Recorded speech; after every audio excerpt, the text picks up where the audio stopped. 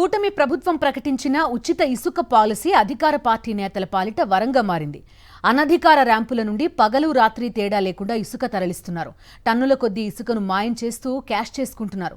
తూర్పుగోదావరి జిల్లాలో ఎమ్మెల్యేల అండతో అడ్డగోలుగా డ్రెడ్జింగ్ జరుగుతోంది.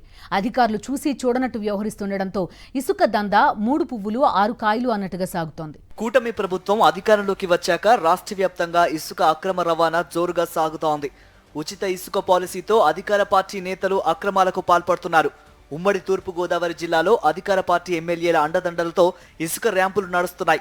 ఉచిత ఇసుక విధానం గాడి తప్పిందని తెలిసినా అధిష్టానం పటిష్టమైన చర్యలు తీసుకోకపోవడంతో గోదావరి జిల్లాల్లో ఇసుక దందాకు అడ్డు అదుపు లేకుండా పోతోంది. గోదావరి తీరం ఇసుక దోపిడీకి ప్రధాన కేంద్రంగా మారింది. అధికార ర్యాంపుల నుంచి మామూళ్లు, అనధికార ర్యాంపుల నుంచి ఆదాయం వస్తుండటంతో అక్రమ ఇసుక రవాణా జోరుగా సాగుతోంది. ఉచిత ఇసుక విధానానికి ఎమ్మెల్యేలు, అధికారులు తూట్లు పొడుస్తూ ఉండడంతో సామాన్యులు వేల రూపాయలు వెచ్చిస్తే తప్ప ఇసుక దొరకని పరిస్థితి నెలకొంది. ఎటపాక నుండి రాజోలు నియోజకవర్గం అంతర్వేది దగ్గర గోదావరి సముద్రంలో కలిసే వరకు 100కు పైగా ఇసుక రీచులున్నాయి. కూటమి ప్రభుత్వం అధికారంలోకి రాగానే ప్రజాప్రతినిధులు ఇసుక దోపిడీపై దృష్టి సారించారు. వైఎస్ఆర్సీపీ హయాంలో నిల్వ చేసిన ఇసుకను నెల రోజుల్లోనే మాయం చేసేశారు.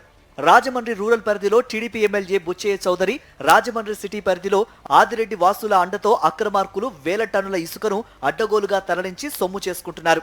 కూటమి ప్రభుత్వం ఉచిత ఇసుక పథకం ప్రారంభించిన తర్వాత అధికారికంగానే దోచుకోవడం మొదలుపెట్టారు.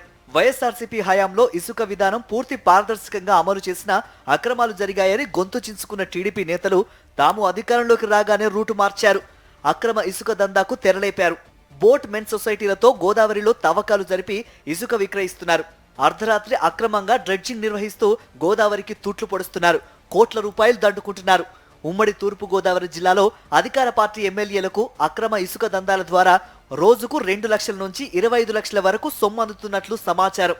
Rajahmundry rural MLA Gorantla Butchaiah Chowdary, urban MLA Adireddy Apparao, Rajanagaram MLA Balaramakrishna, Kothapeta MLA Bandaru Satyanandarao, మండపేటకు చెందిన జనసేన నేత లీలాకృష్ణలకు పెద్ద ఎత్తున ముడుపులు అందుతున్నట్లు తెలుస్తోంది. ప్రతి ర్యాంపులో టన్నుకు 50 నుండి 100 రూపాయల చొప్పున కమిషన్ ప్రజాప్రతినిధులకు ముడుతోంది. గత ప్రభుత్వంలో 6,500కు లభించే 6 యూనిట్ల ఇసుక ఇప్పుడు ర్యాంపుల స్థాయి బట్టి 12,000 నుండి 20,000కు విక్రయిస్తున్నారు. వేమగిరి, బుర్రిలంక, వెంకటనగరం, ధవళేశ్వరం ర్యాంపుల ద్వారా బుచ్చయ్య చౌదరికి రోజుకు 25 లక్షల ముడుపులు అందుతున్నట్లు తెలుస్తోంది. అటు రాజమండ్రి సిటీ పరిధిలోని ర్యాంపులన్నీ స్థానిక ఎమ్మెల్యే ఆదిరెడ్డి వాసు కనుసన్నల్లో నడుస్తున్నట్టు సమాచారం. రాజానగరం నియోజకవర్గంలోని వంగలపూడి ర్యాంపు అక్రమాలకు ప్రధాన కేంద్రంగా నిలిచింది. వంగలపూడిలో ప్రభుత్వం 70 రూపాయలకు టన్ను ఇసుక విక్రయించాలని నిర్ణయిస్తే 300కు పైగా వసూలు చేస్తున్నారు. స్థానిక ఎమ్మెల్యే బలరామకృష్ణ అండతో టెండర్ దక్కించుకున్న వారు అడ్డగోలుగా అక్రమాలకు పాల్పడుతున్నట్లు తెలుస్తోంది. ర్యాంపుల ద్వారా రోజుకు 20 లక్షలకు పైగా బలరామకృష్ణకు అందుతున్నట్లు సమాచారం. ఇసుక అక్రమ రవాణా ద్వారా కొత్తపేట ఎమ్మెల్యేకి కూడా రోజుకి 30 నుండి 50 లక్షలు అందుతున్నట్లు తెలుస్తోంది. ఇసుక విక్రయాల్లో ఆరితేరిన జనసేన నేత లీలాకృష్ణ హవా ఇప్పటికే మండపేట నియోజకవర్గంలో కొనసాగుతోంది. గతంలో నిల్వ చేసిన ఇసుక గుట్టలను మాయం చేసిన వారిలో ఈయనే ప్రధాన పాత్ర పోషించినట్లు రాజకీయ వర్గాల్లో టాక్ నడుస్తోంది. ఈయనకి కూడా ఇసుక అక్రమ రవాణా ద్వారా రోజుకు 20 లక్షలు అందుతున్నట్లు సమాచారం. గోదావరిలో అక్రమ డ్రెడ్జింగ్ జరుగుతున్నా అధికారులు మామూళ్ల మత్తులో జోగుతున్నారే తప్ప అడ్డుకునే ప్రయత్నం చేయడం లేదు. పి గన్నవరం నియోజకవర్గంలో ఇసుక డ్రెడ్జింగ్ వాహనాలను పట్టుకున్నా సీజ్ చేయకుండా వదిలేయడం అనేక అనుమానాలకు తావిస్తోంది. ఏజెన్సీ ప్రాంతాల్లో ట్రాక్టర్ల ద్వారా ఇసుకను తెలంగాణ బార్డర్లోకి తరలిస్తున్నారు.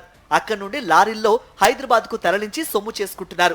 ర్యాంపుల్లో అంతా పారదర్శకంగా ఉందని, ఎన్జీటీ నిబంధనలకు అనుగుణంగానే ఇసుక తవ్వకాలు జరుగుతున్నాయని అధికారులు చెబుతున్నా క్షేత్రస్థాయిలో వాస్తవ పరిస్థితి పూర్తిగా భిన్నంగా ఉంది. ఇప్పటికైనా ప్రభుత్వం చిత్తశుద్ధితో ఇసుక పాలసీని అమలు చేయాలని జిల్లా వాసులు కోరుతున్నారు.